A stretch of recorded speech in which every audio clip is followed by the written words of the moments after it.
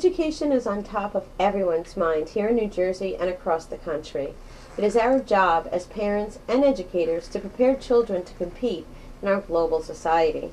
My name is Judith Leibowitz-Drucker, founder and instructor of Communication Station for Kids. We all know that it is essential for young people and adults to effectively communicate in written and verbal formats. Young people need to learn and practice researching, reading comprehension, paraphrasing, and presenting factual ideas in a cohesive written format, not just tweets, texts, and emails. Communication Station for Kids helps to build and reinforce these essential skills. We deliver these skills in a fun and exciting way. We play games in our classroom, encourage student creativity, and make learning fun. Our program caters to all levels of student and allows each child to reach their own potential. I welcome the opportunity to work with your child in the upcoming session of Communication Station for Kids, just as I have done with the amazing students you will see here today.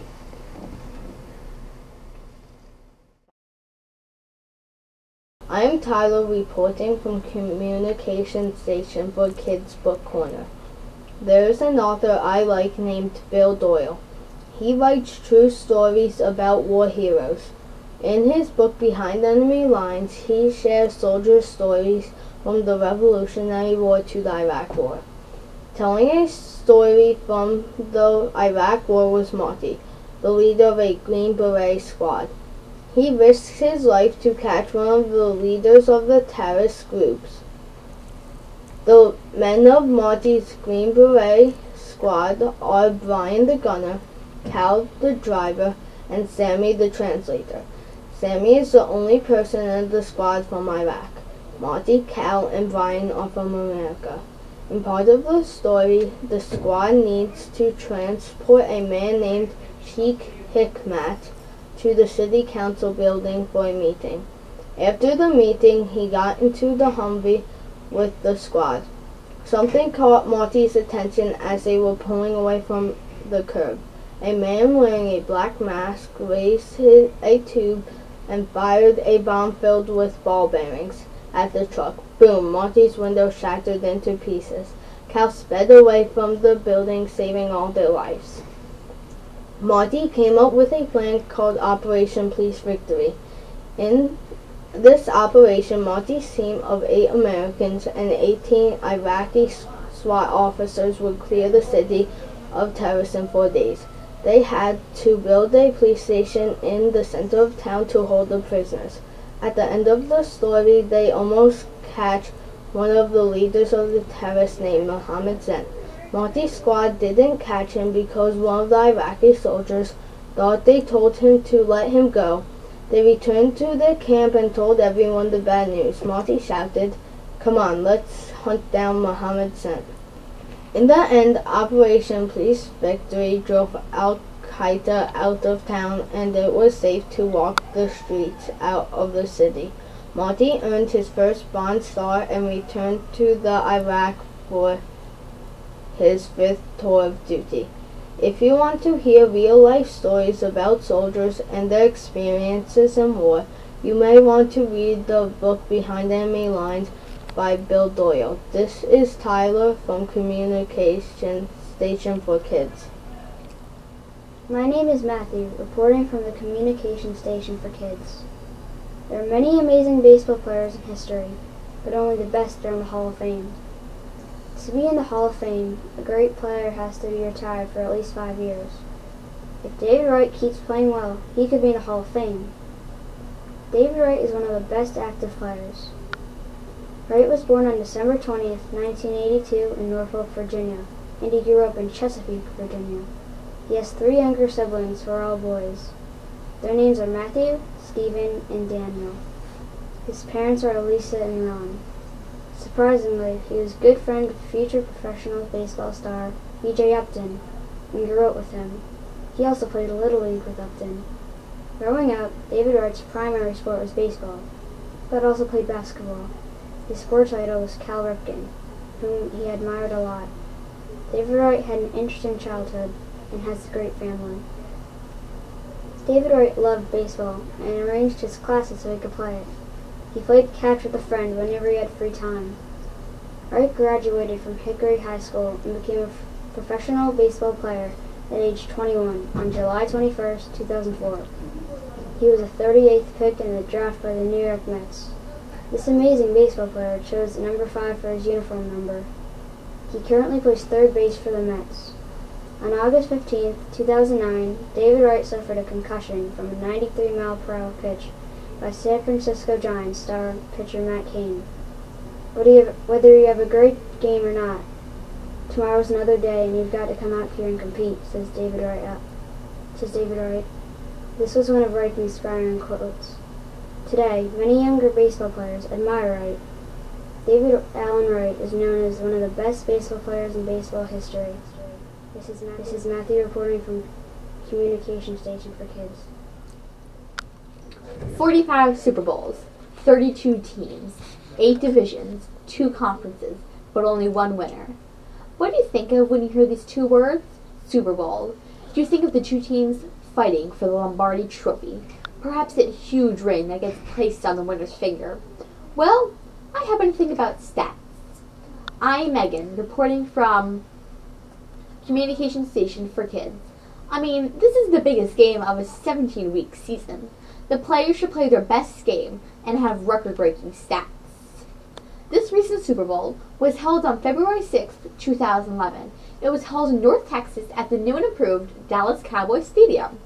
The Green Bay Packers and the Pittsburgh Steelers were the conference champions and participated in this event.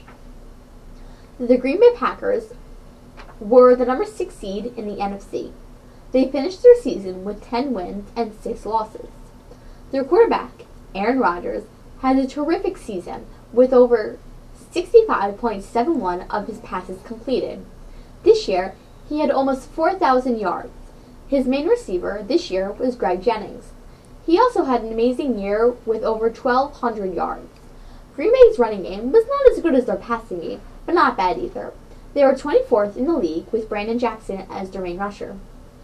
During the Super Bowl, Jordy Nelson happened to be the main receiver with 140 yards and a touchdown. The Pittsburgh Steelers were the number 2 seed in the NFC. They were the division winner with 12 wins and 4 losses. They have an amazing quarterback, Ben Roethlisberger, aka Big Ben. He has been with the Steelers since 2004. He is known for playing out of the pocket with an amazing defense. During the Super Bowl, Ben had 263 yards with Rashard Mendenhall as the rusher.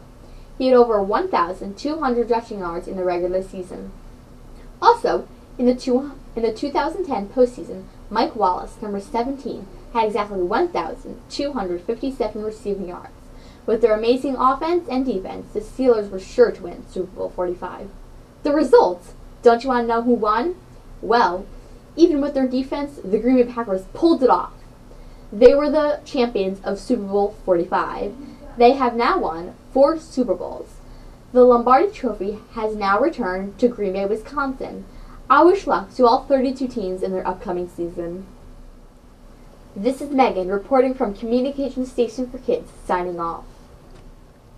Hi, I'm Kelly reporting from the Communication Station for Kids Travel Corner.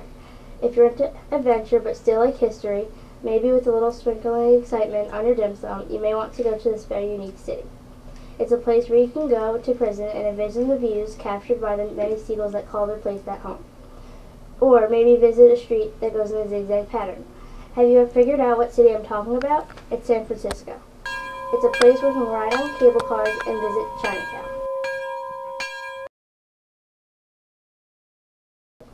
Alcatraz was the first lighthouse to be built on the Pacific coast. It first became a prison in the year of 1933, and during its years of operation it had many well-known criminals. These criminals included Al Capone, George Machine Gun Kelly, Robert Stroud, and Arthur Doc Barker. There are many activities you can participate in at Alcatraz, including audio tours that let you tour the prison at your own pace. The audio tour enables you to view the first floor of the jail, along with the kitchen and the library. There are ferries that take you to and from the island from as early as 9 o'clock a.m. If you choose to go to San Francisco, Alcatraz Island is a must-see. One of the most famous features of San Francisco is probably the Golden Gate Bridge. It stretches across the 5,000-plus feet street and was constructed by an engineer named Joseph Strauss in 1933. It took 4 years to build, and that was with thousands of workers. $35 million were spent to create this well-known structure, and it's one of the largest suspension bridges. It has many features, including the scenery, nature, and history. Have you ever seen the most crooked, winding street? During your stay in San Francisco, you'd have to see Lombard Street. It goes back and forth and is a great place to tour. You could enjoy the sight of nice bushes and flowering plants while you walk on the sidewalk beside the road itself. Unlike most roads, Lombard Street is paved with bricks. Its original goal was to prevent cars from sliding down an extremely steep slope, but now it's a great place to see when traveling to San Francisco. Pier 39 is an amazing place to visit, from sights of the famous California sea lions to dining to fun for kids. There are many places to shop, eat, and have fun. In 1905, it was originally supposed to be a cargo port, but in 1978, it got transformed to be a fun-filled tourist attraction it still is today. There are over 100 shops to visit and many places to eat. If you want to have fun during your stay, you should probably go to Pier 39. All in all, San Francisco is an amazing place. There's many things to do, and it's a place with an interesting history, so when choosing a vacation, consider San Francisco and the sights within it. This is Kelly reporting for Communication Station for Kids. This is Luke from Communication Station for Kids. 300 miles northeast of Tokyo, March 11th, 2:40 p.m., an 8.9 earthquake struck Japan. 7 minutes later, a tsunami hit Japan, off the northeast. The damage is about $30 billion. According to newsonjapan.com, 8,200 are dead, and 11,000 are still missing. One nuclear reactor is still close to melting down, and the workers are unable to pump seawater because of power failure. Survivors of the catastrophe are in shelters, and people by the nuclear reactors were evacuated. Many people are without electricity, and about 1 million people don't have access to clean, running water. The nuclear plant Fukushima is in bad condition, and the plant's workers are trying to cool off the rods and prevent radioactive material from escaping. And on top of that, there continues to be aftershocks shaking the whole island. The whole world is watching, hoping, and praying for the people of Japan. This is Luke reporting from Communication Station for Kids.